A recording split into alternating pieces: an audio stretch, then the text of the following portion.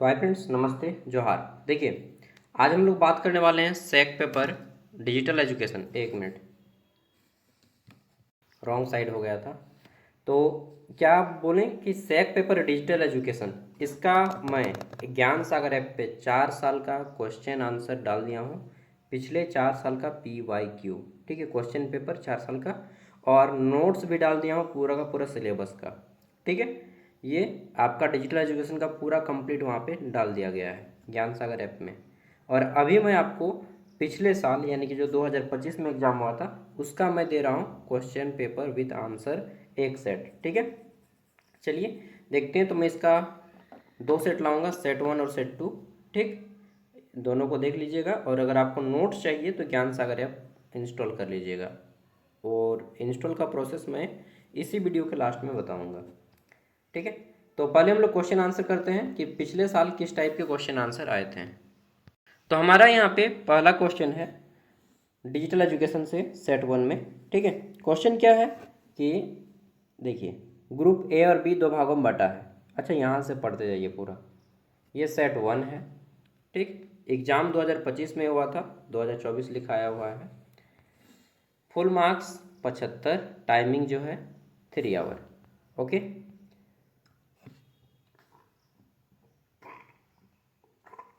अब जो आता है ग्रुप ए। ग्रुप ए आपका 15 मार्क्स का है, जिसमें 1 मार्क्स वाले 5 क्वेश्चन और 5 मार्क्स वाले 2 क्वेश्चन हैं। तो पहला क्वेश्चन है 1 मार्क्स में, यहाँ पे बोला गया है निम्नलिखित प्रश्नों में से आपको बताना है प्रत्येक के लिए कि वह सही है या गलत है। ठीक, state whether the following statement are true और फॉल्स। ओके, तो हमारा यहाँ पे पहला क्वेश्चन है कि डिजिटल शिक्षा में डिजिटल तकनीक की मुख्य भूमिका केवल पाठ्यपुस्तकों को इलेक्ट्रॉनिक उपकरणों से बदलना है। क्या ये सत्य है?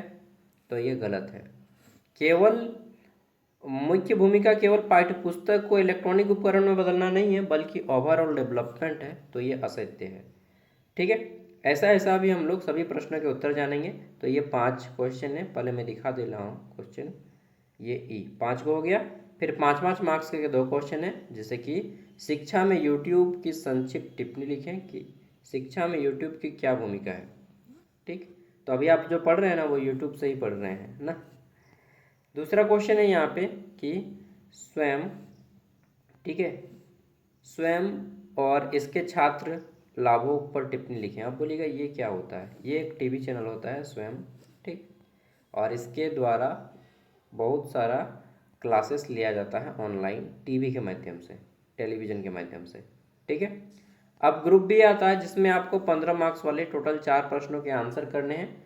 टोटल 6 क्वेश्चन है 15 मार्क्स वाले, जिसमें से 4 का आंसर करना है। 6 में से किन्हीं 4 प्रश्नों के उत्तर दें। आंसर यानी 4 आउट ऑफ 6 क्वेश्चन। ओके, चलिए अब मैं आपको क्वेश्चन पेपर दिखा दिया, अब आंसर दिखाता हूँ। तो पहला क्वेश्चन हमारा क्या था कि शिक्षा में डिजिटल टेक्नोलॉजी की मुख्य भूमिका केवल, यहाँ पे बोला है कि केवल पाठ्यपुस्तक और इलेक्ट्रॉनिक उपकरणों को बदलना है। तो ये गलत कथन है। क्यों? क्योंकि डिजिटल एजुकेशन केवल पाठ्यपुस्तक को नहीं बदलता है, बल्कि हमारा मनोरंजन भी करता है। ठीक, हमें कहीं पर भी पढ़ने की सुविधा देता है, कभी भी पढ़ने की सुविधा देता है, किसी से भी पढ़ने की सुविधा देता है। स्पीड मेंटेन कर सकते हैं, कम ज़्यादा, जब मन करे तब, जितना बार मन करे उतना बार। ठीक है, तो ये हम लोग की सुविधा देता है, केवल पाठ्यपुस्तक को नहीं बदलता। नेक्स्ट क्वेश्चन है हमारा कि लिंक्डइन एक ऐप होता है जिसके माध्यम से आप प्राइवेट जॉब खोजते हैं। ठीक है, तो लिंक्डइन केवल नौकरी खोजने के लिए उपयोग किया जाता है और डिजिटल शिक्षा में इसका कोई उपयोग नहीं है। तो गलत है। लिंक्डइन नौकरी खोजने के साथ साथ ये डिजिटल एजुकेशन में भी हमें हेल्प करता है। क्यों? देखिए, आप तो नौकरी खोजें, हम डाल रहे हैं नौकरी, ठीक है, और फिर उसको पढ़ना भी होता है, वहाँ पे आपको अपना एक रिज्यूम भी सेंड करना होता है। ठीक है, तो इसमें जो है एजुकेशन का भी रोल है, बिना एजुकेशन के ये सब नहीं होगा। तो ये भी गलत है। अगला जाता है, डिजिटल शिक्षा में यूट्यूब एक नवाचारी और रचनात्मक शिक्षण मंच के रूप में कार्य कर रहा है। बिल्कुल सही। ठीक है, यूट्यूब जो है एक हमारा न्यू इनिशिएटिव है, प्लेटफॉर्म है, जिसमें हम क्रिएटिव लर्निंग करते हैं और डिजिटल एजुकेशन लेते हैं। क्रिएटिव लर्निंग मतलब जहाँ पे हम अपने मर्जी से सीखते हैं और नए नए तरीके से सीखते हैं, ठीक है। फ़ोटो देख के सीखते हैं। मैं आपको जब नोट्स दिया था तो फोटो के माध्यम से बताया था। अगला है, ई पाठशाला एक निजी शैक्षणिक पहल है जिसे भारत सरकार का समर्थन प्राप्त है, ठीक है। तो ये गलत है। ई पाठशाला यानी कि इलेक्ट्रॉनिक पाठशाला एक निजी शैक्षणिक पहल नहीं है। निजी मतलब प्राइवेट, तो ये प्राइवेट नहीं है, ठीक है, गवर्नमेंट है। इस यहाँ पे हो जाएगा ई पाठशाला एक सरकारी, ठीक है, सरकार द्वारा चलाया जा रहा शैक्षणिक पहल है जिसे भारत सरकार द्वारा मान्यता प्राप्त है, ठीक है। तो ये मान्यता प्राप्त नहीं है बोला, जबकि ये मान्यता प्राप्त है। ओके, तो ये गलत है। नेक्स्ट, पांचवा क्वेश्चन है, ई गवर्नेंस। ई गवर्नेंस मतलब इलेक्ट्रॉनिक गवर्नेंस। ये क्या होता है भैया? इलेक्ट्रॉनिक गवर्नेंस मतलब सरकार जो कामकाज करती है उसमें कंप्यूटर का लाना, ठीक है। तो ई गवर्नेंस का मुख्य उद्देश्य सरकारी कार्यों में पारदर्शिता और दक्षता को बढ़ाना है। क्या ये सही है? बिल्कुल सही है जी। इलेक्ट्रॉनिक गवर्नेंस यानी कि कंप्यूटर आ गया तो इसमें पारदर्शिता आ गई। पारदर्शिता मतलब ट्रांसपेरेंसी, मतलब भैया मतलब कि आपका काम कहाँ तक हुआ है ये आप पता कर सकेंगे। कैसे? मान लीजिए आप पहले जो है क्या करते थे, स्कॉलरशिप भरते थे हम लोग फॉर्म, ठीक, ऑफलाइन, ठीक।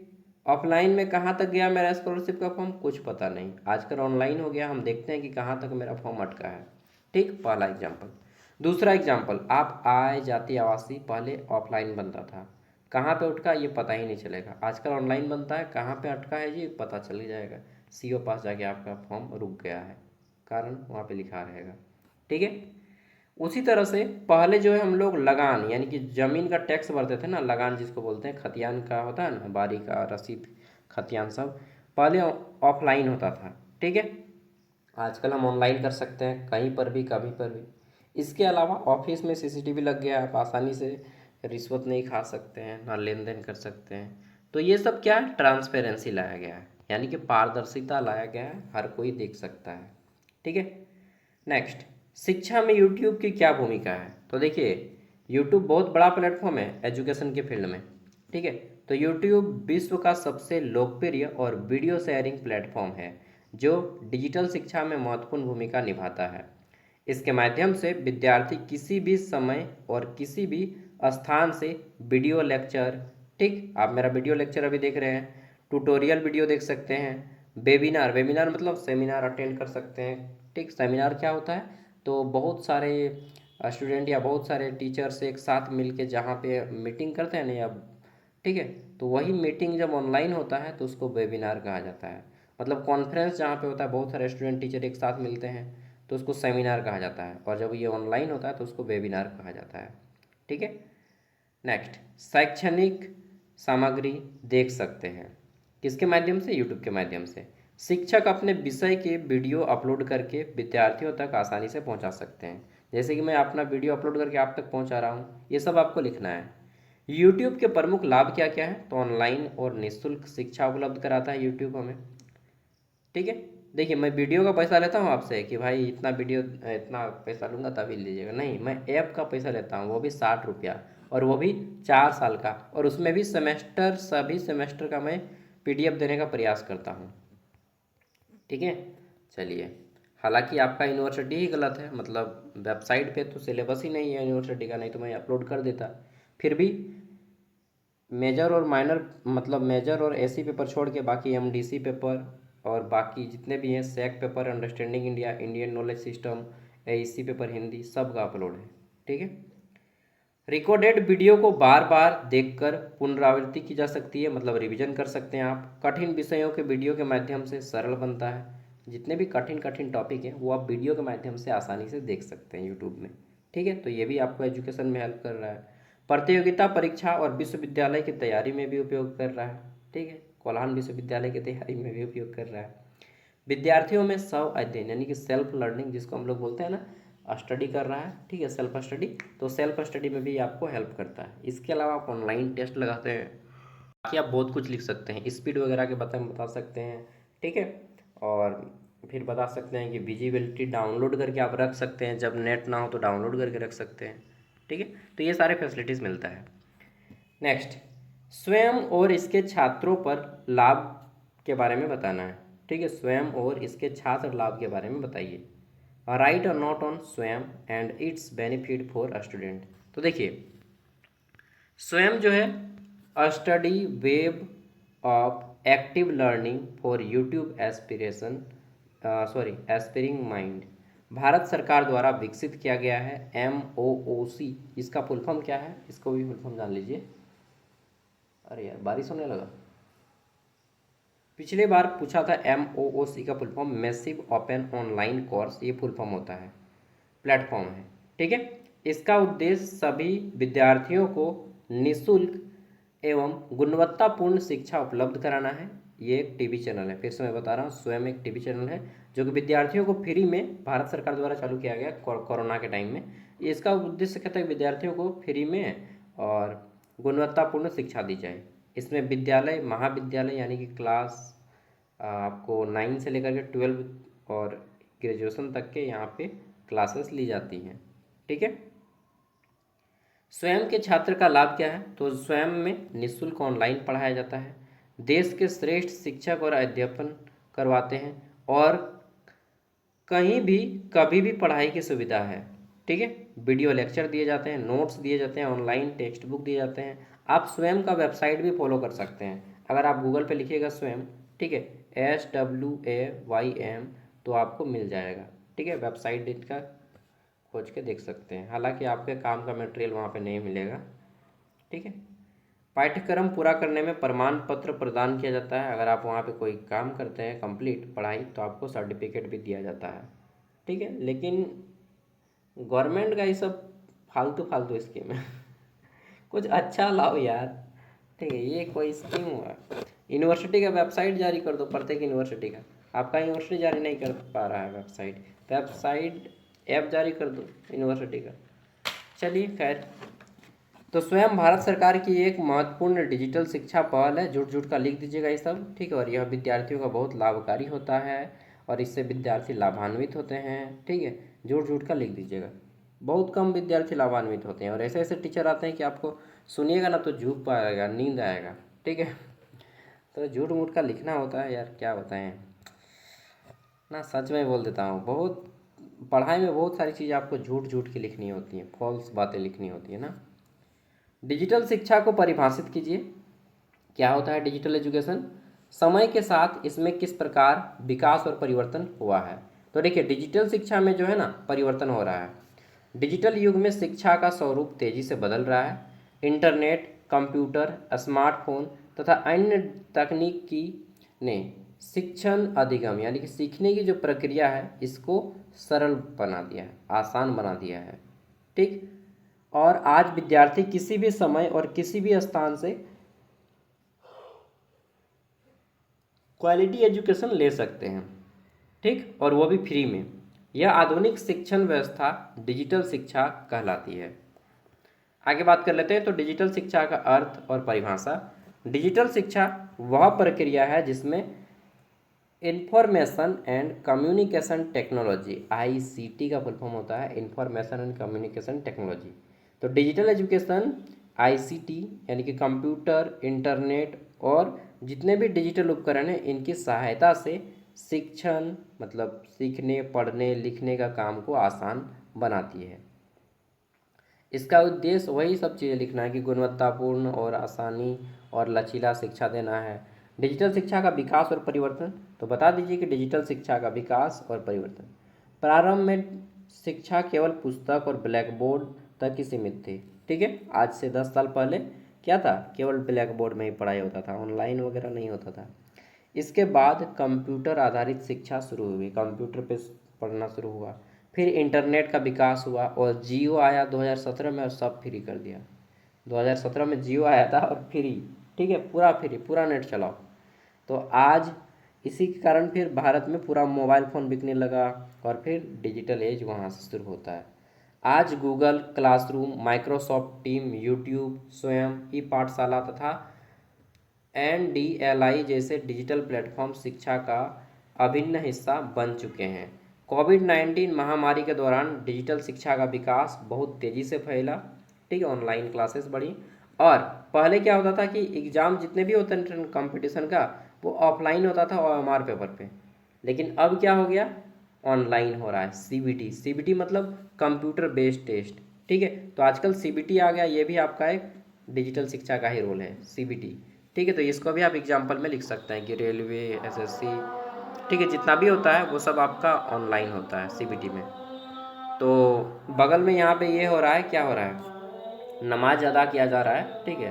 तो थोड़ा सा साउंड दिक्कत होगा तो सॉरी उसके लिए। तो इसमें AI का प्रयोग होता है, VR, ठीक है, पर्सनलाइज लर्निंग जैसी तकनीक ने शिक्षा को और अधिक आसान बना दिया है। नेक्स्ट, डिजिटल शिक्षा का महत्व। तो डिजिटल शिक्षा समय और धन की बचत करती है, ठीक, समय भी बचाता है और पैसा भी बचाता है। यह विद्यार्थियों में डिजिटल कौशल, स्व अध्ययन यानी कि सेल्फ लर्निंग, रचनात्मकता यानी कि क्रिएटिविटी तथा अनुसंधान क्षमता का विकास करती है। इसके माध्यम से दूरस्थ क्षेत्र के विद्यार्थी भी आसानी से पढ़ सकते हैं। देखिए आप कहाँ पे हैं, मैं रांची में हूँ, आप कहाँ पे हैं, या तो आप पूर्वी सिंहभूम में होंगे या पश्चिमी सिंहभूम में या सरायकेला खरसावां में, और पढ़ रहे हैं अपने घर से, तो ये डिस्टेंस को कम कर देता है। नेक्स्ट, ऑनलाइन शिक्षा में प्रयुक्त 4 इंटरेक्टिव टूल्स के नाम लिखिए तथा उनके उपयोग लिखिए। तो देखिए यहाँ पे सभी प्रश्नों का आंसर नहीं करना है, केवल 4 को ही करना है जिन जो आपको आसान लगे। तो देखिए आपको ये क्वेश्चन का आंसर कर सकते हैं, नहीं भी कर सकते हैं। तो देखिए हम लोग शिक्षा में बहुत सारे टूल्स का प्रयोग करते हैं, ठीक है। इंटरेक्टिव विद्यार्थियों द्वारा शिक्षक के बीच में बातचीत करने के लिए, फोटो देखने के लिए कई सारे हम लोग ऐप का प्रयोग करते हैं, ठीक है। और इनकी सहायता से ऑनलाइन शिक्षण और आसान हो जाती है और इंटरेस्टिंग हो जाती है। तो पहला आ जाता है हमारा गूगल क्लासरूम। गूगल क्लासरूम एक निःशुल्क लर्निंग मैनेजमेंट सिस्टम है। गूगल क्लासरूम एक ऐप है, प्ले स्टोर में मिल जाएगा। इसमें LMS फुल फॉर्म होता है लर्निंग मैनेजमेंट सिस्टम। जितना भी फुल फॉर्म आ रहा है ना, सबको नोट डाउन करके चलिएगा। इसके माध्यम से शिक्षक क्या है, ऑनलाइन कक्षा लेते हैं, ठीक है। ऑनलाइन क्लास लिया जाता है गूगल क्लासरूम के माध्यम से। ऐप होता है, उसमें सभी स्टूडेंट को जुड़ना होता है और टाइमिंग बता देते हैं, उस टाइमिंग में आपको आना होता है। यह अध्ययन सामग्री को साझा करता है, असाइनमेंट देते हैं, असाइनमेंट मतलब होमवर्क देते हैं, विद्यार्थी को मूल्यांकन भी करते हैं, टेस्ट भी लेते हैं। अब आ जाता है माइक्रोसॉफ्ट टीम। दूसरा ऐप क्या है हमारा, माइक्रोसॉफ्ट टीम। इसका भी आपको प्ले स्टोर में ऐप मिल जाएगा। माइक्रोसॉफ्ट टीम का उपयोग उसी तरह से ऑनलाइन कक्षा में वीडियो कॉन्फ्रेंसिंग और ग्रुप में चैट करने के लिए, फाइल शेयर करने के लिए, ठीक है, PDF को भेजने के लिए, और सहयोगात्मक शिक्षण। नेक्स्ट, यहाँ पे आप व्हाट्सएप का भी प्रयोग कर सकते हैं कि व्हाट्सएप भी एक हमारा शिक्षण में हेल्प करता है, और व्हाट्सएप के माध्यम से हम अपने कॉन्टैक्ट को अपना PDF शेयर करते हैं, कोई डाउट है तो उससे पूछ सकते हैं, ठीक है। तो आप व्हाट्सएप का भी यहाँ पे उदाहरण दे सकते हैं। नेक्स्ट आता है गूगल मीट। गूगल मीट क्या होता है, तो ये भी एक ऐप है प्ले स्टोर में, और आपको इसका क्या बोलते हैं यार, ईमेल में भी मिल जाएगा। गूगल मीट एक ऑनलाइन वीडियो कॉन्फ्रेंसिंग प्लेटफॉर्म है जिसके माध्यम से ऑनलाइन लेक्चर, वेबिनार मतलब एक तरह से इंटरव्यू जैसा मान के चलिए ना। देखिए वेबिनार क्या होता है, सेमिनार और वेबिनार में अंतर क्या है मैं बताता हूँ।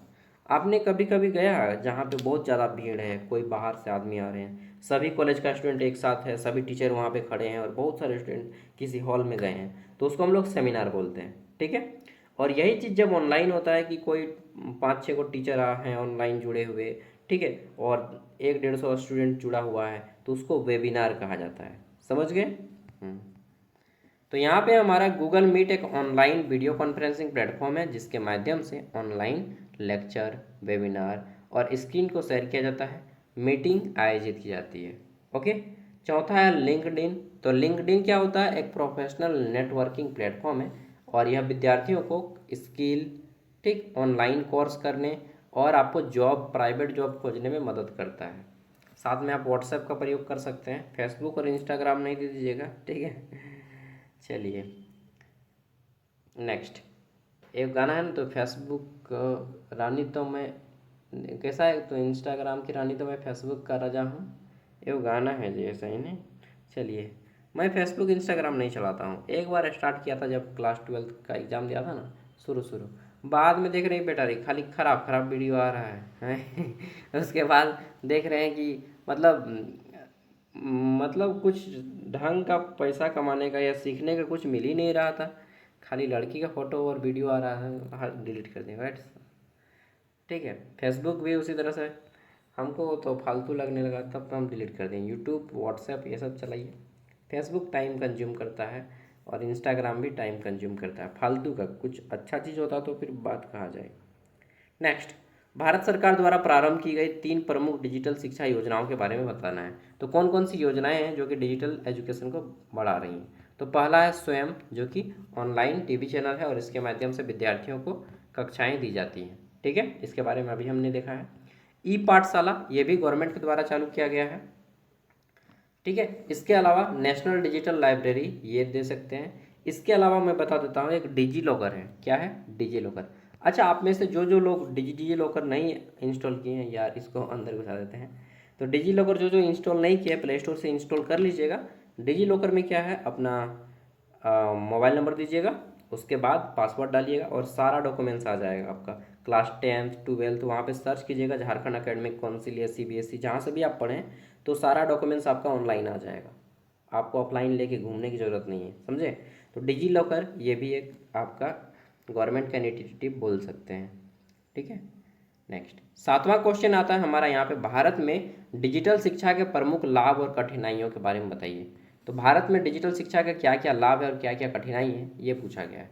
देखिए, सबसे पहली बात है कि भारत पूर्णतः साक्षर देश नहीं है, ना भारत अमीर देश है, भारत गरीब देश है। यानी कि यहाँ पे सभी के पास आपका लैपटॉप नहीं मिलेगा, सभी के पास बड़ा सा फ़ोन यानी कि एंड्रॉयड फ़ोन अफोर्ड नहीं कर सकते हैं हर एक आदमी। हर एक जगह पे यहाँ पे नेट भी सही से नहीं चलता है। ठीक है, हर एक जगह पे 5G नहीं है।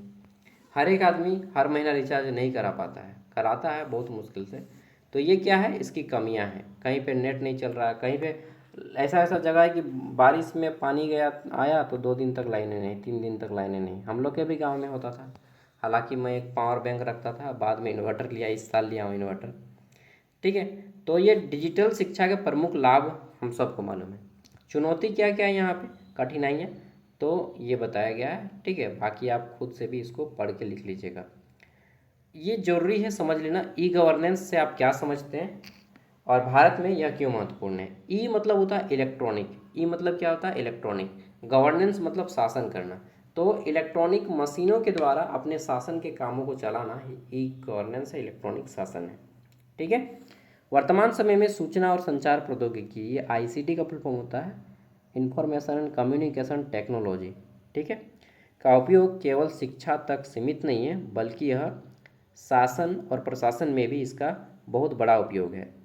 सरकार द्वारा नागरिक को डिजिटल माध्यम से सेवाएं उपलब्ध कराने की व्यवस्था ई गवर्नेंस कहलाती है। ई गवर्नेंस का अर्थ यहाँ पे मैंने बताया, 2-3 को एग्जाम्पल देके, जैसे कि आवासीय जाति आय बनाना, स्कॉलरशिप का फॉर्म, टैक्स भरना, बिजली का बिल भरना, ये सब ई गवर्नेंस का ही फायदा है। भारत में ई गवर्नेंस का महत्व तो वर्तमान समय में बहुत तेज़ी से बढ़ रहा है, डिजी लॉकर वगैरह भी ई गवर्नेंस में आ जाएंगे। अब आ जाता है, इसको फुल फॉर्म याद कर लीजिएगा, अंतिम क्वेश्चन है, G2C गवर्नमेंट टू सिटीजन, यानी कि सरकार से आम नागरिक तक। G2E गवर्नमेंट टू एम्प्लॉय, यानी कि सरकार से कर्मचारी तक। G2B गवर्नमेंट टू बिजनेस, यानी कि सरकार से व्यापार तक। और G2G यानी कि गवर्नमेंट से गवर्नमेंट तक। ठीक है, तो ये क्या है, ई गवर्नेंस के माध्यम से, यानी कि ऑनलाइन गवर्नेंस के माध्यम से इन तक सेवाओं का पहुंचाना ही ये इसका उद्देश्य है। तो इसमें आ जाता है ई गवर्नेंस के 4 प्रकार। पहला प्रकार है गवर्नमेंट टू सिटीजन, यानी कि इसमें सरकार नागरिकों को जो ऑनलाइन सेवाएं प्रदान करती हैं, सरकार के द्वारा जो भी स्कीम्स गवर्नमेंट के द्वारा आम जनता तक पहुंचाई जाती है ऑनलाइन, उसको G2C में रखा जाता है। इसमें जन्म प्रमाण पत्र, आय प्रमाण पत्र, पासपोर्ट, ठीक है, आवासीय जाति आय, और ये बिजली का बिल, ठीक है, डिजी लॉकर, उमंग ऐप, इन सब के माध्यम इसमें ये शामिल हो जाएगा G2C में, यानी कि गवर्नमेंट टू सिटीजन में। अब आ जाता है G2E गवर्नमेंट टू एम्प्लॉय, ठीक है, यानी कि सरकार से कर्मचारी तक। तो सरकार अपने कर्मचारियों को देखिएगा कि बहुत सारा पेंशन देता है, बहुत सारा पीएफ देता है, आपने नाम सुना होगा, बोनस मिला, पीएफ मिलता है, टीए मिलता है, ट्रैवलिंग अलाउंसेस, एचआरए मिलता है, हाउस रेंट अलाउंसेस और सैलरी। तो सरकार अपने कर्मचारियों को डिजिटल सेवाएं उपलब्ध कराती है, ऑनलाइन वेतन भी देती है, ठीक, ऑनलाइन सैलरी आती है। और अगर आपको लीव लेना है, छुट्टी लेना है, तो अवकाश मैनेजमेंट, सेवा पुस्तिका, सर्विस बुक होता है, प्रत्येक जो भी गवर्नमेंट सर्विस करते हैं तो उनका एक सर्विस बुक होता है, ठीक है। तो सर्विस बुक, पेंशन संबंधी योजनाएं, ये सब गवर्नमेंट से उसके एम्प्लॉय यानी कि सरकारी कर्मचारी सरकार के द्वारा दी जाने वाली सुविधाएं G2E में आता है, गवर्नमेंट टू एम्प्लॉय में आता है, सरकार से कर्मचारी तक। Okay, next G2B, government to business, यानी कि सरकार से व्यापार तक। इसमें सरकार और व्यापारिक संस्थाओं के बीच ऑनलाइन सेवाओं का आदान प्रदान होता है। जीएसटी पोर्टल, ठीक, GST portal, GeM portal, online व्यापार लाइसेंस और ई टेंडरिंग के प्रमुख उदाहरण हैं। Next G2G, government to government. देखिए अब ये बोलिएगा सरकार से सरकार कैसे भैया, तो देखिए सेंट्रल गवर्नमेंट जो है स्टेट गवर्नमेंट से काम करवाती है, स्टेट गवर्नमेंट फिर जिला गवर्नमेंट से, जिला गवर्नमेंट फिर ब्लॉक से, और ब्लॉक वाले फिर पंचायत से। तो इसी को बोलते हैं सरकार से सरकार तक। इसमें विभिन्न सरकारी विभागों के बीच क्या होता है, डिजिटल माध्यम से सूचना और जितने भी काम होते हैं, सर्विस होते हैं, इसका ठीक आदान प्रदान होता है। इसको ई ऑफिस कहते हैं। मान लीजिए कोई डॉक्यूमेंट है तो हम जो है अपने ग्रुप पे शेयर कर दिए, तो ये क्या हो गया, ई ऑफिस हो गया। Okay, online office. तो बस इसके बारे में इतना ही आज, फिर मिलते हैं नेक्स्ट वीडियो में। और वीडियो पसंद आए तो लाइक कीजिएगा। अच्छा, ऐप जो लोग ज्ञान सागर ऐप परचेज करना चाहते हैं उनके बारे में बता देता हूँ, ठीक है। तो ये है ज्ञान सागर ऐप, इसका लिंक आपको वीडियो का डिस्क्रिप्शन बॉक्स में मिल जाएगा। इस ऐप को इंस्टॉल कर लेना है, और प्ले स्टोर पर भी अगर आप ज्ञान सागर सर्च करेंगे तो ये ऐप आपको मिल जाएगा। इंस्टॉल करने के बाद इस तरह से आएगा, जोहार पढ़ो अपने हक के लिए लड़ो, बिरसा मुंडा का फोटो, और फिर यहाँ पे आके ऐप आपका रुक जाएगा। अब क्या करना है आपको, यहाँ पे क्रिएट एन अकाउंट पे क्लिक करना है, क्रिएट एन अकाउंट, इस पर आप क्लिक करेंगे। जैसे ही आप क्लिक करेंगे तो आपके यहाँ पे आएगा फुल नेम और फ़ोन नंबर डालने का। यहाँ पे अपना पूरा नाम और फ़ोन नंबर डालिएगा, और फिर से क्रिएट एन अकाउंट पे क्लिक करना है। इस पर जैसे ही क्लिक करेंगे OTP आएगा, OTP को डाल दीजिएगा, ऐप आपका खुल जाएगा। अब आपका ऐप इस तरह से खुल गया। अब आप यहाँ पे ऑल कोर्स में क्लिक करेंगे और कोल्हान यूनिवर्सिटी का कोर्स ले लेंगे, ठीक है। इस तरह से आएगा, तो आपको कोल्हान यूनिवर्सिटी वाला कोर्स ले लेना है, ये वाला 60 रुपया दाम है, ठीक है। खरीदेंगे तो यहाँ पे क्या हो जाएगा, ये कोर्स आपका 4 साल के लिए फ्री हो जाएगा, सेमेस्टर 1 से 8 तक के लिए। तो जितना मुझे PDF मिल पाता है वो मैं दे देता हूँ। अब मान लीजिए खरीद लिए, ये आपका स्टार्ट लर्निंग लिखाएगा, फिर क्लिक कीजिए, आप जो सेमेस्टर 1 पे क्लिक कीजिए, फिर जो पेपर देखना है देखिए। अब जब मान लीजिए आपको कोई पेपर देखना है, ठीक है, तो व्यू पे क्लिक करेंगे, सॉल्व पेपर देखना है, व्यू पे क्लिक किए, तो ये आपका PDF अगर खुलने में ज़्यादा टाइम लगेगा तो नीचे में एक तीर का निशान होगा, इस पर अगर क्लिक कर देंगे तो PDF आपके फ़ोन पे डाउनलोड हो जाएगा। मान लीजिए बुक खुलने में ज़्यादा टाइम लग रहा है तो इस पर क्लिक कर दो, फ़ोन आपके फ़ोन PDF डाउनलोड हो गया। ओके, फिर आप पढ़ते रहिए आराम से। तो ऐप अगर अच्छा लगेगा तो अपने दोस्तों को भी बताइएगा, नहीं अच्छा लगेगा तो मत बताइएगा, ठीक है। और वीडियो पसंद आई तो लाइक कीजिएगा। थैंक यू दोस्तों, बाय, जोहार। फर्स्ट टाइम आए चैनल में तो सब्सक्राइब कर लीजिएगा, ओके, क्योंकि यहाँ पे आपको ग्रेजुएशन से ही संबंधित वीडियो मिलेंगे और दूसरा कुछ नहीं।